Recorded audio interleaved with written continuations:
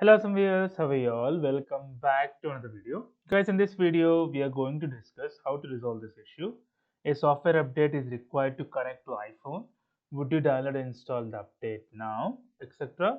I've connected an iPhone to the MacBook, but iPhone is in iOS 26 and MacBook is not in iOS 26. Okay, then there is a difference between the version of an OS mismatch, so this error would come.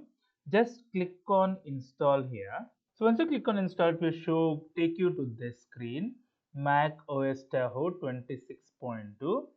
This is the latest version which is available, but the installed version is Mac OS Sequoia 15.7.3.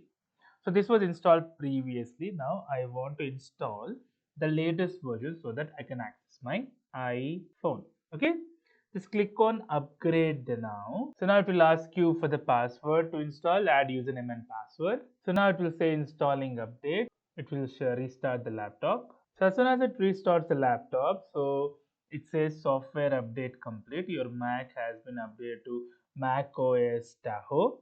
Click on continue.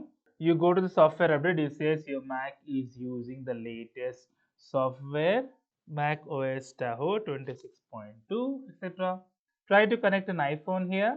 So my iPhone is connected here. Okay, it has iOS 26.2 iPhone.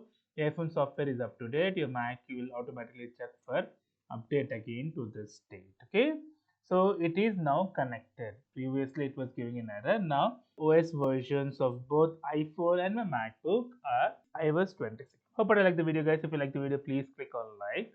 If you're new here, please click on subscribe. Till then, guys, take care. Have a great day. Bye bye.